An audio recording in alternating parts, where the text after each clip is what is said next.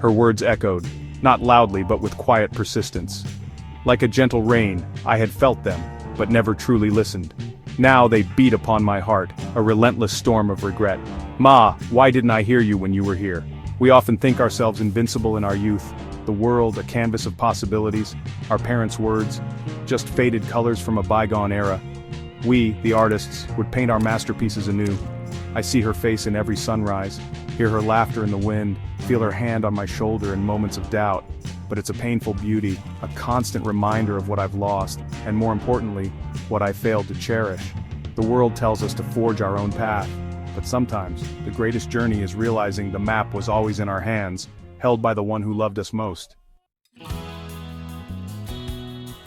Youth is a headstrong stallion, galloping through life's fields with blinders on. We see the horizon, not the fences ahead. Our parents, weathered riders, warn of the dangers, but their words are lost in the wind. Be careful with your heart, she'd say. Her voice laced with concern as I daydreamed about a girl with eyes like the summer sky. I scoffed, convinced love was a fairy tale I'd write myself. Now, the ink is stained with tears, and her words ring truer than ever. Their wisdom is not control but protection, years of hard-won experience distilled into simple phrases meant to guide us. We mistake it for interference, not realizing it's the purest form of love. How arrogant we are to dismiss their journeys, their struggles, their triumphs, as if we are the first to climb this mountain, unaware of the treacherous paths they already mapped. Ma wasn't a woman of grand pronouncements or philosophical debates.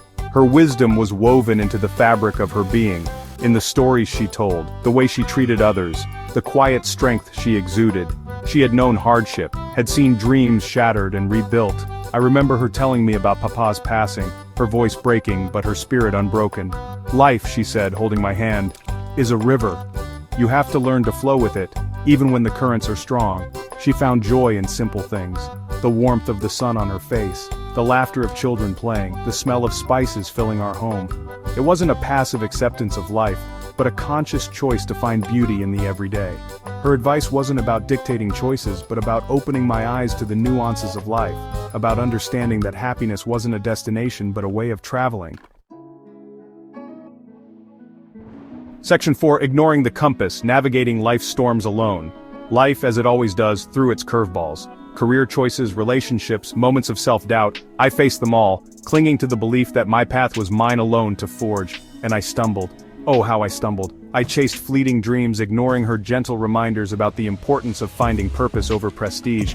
The shine of success quickly faded, leaving me emptier than before. True satisfaction, I remember her saying, comes from using your gifts to make a difference, Beta. Heartbreak, once a distant concept, became a sharp, visceral pain.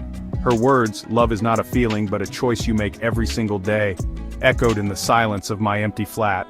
I had mistaken passion for commitment, ignoring the quiet strength of enduring love she embodied.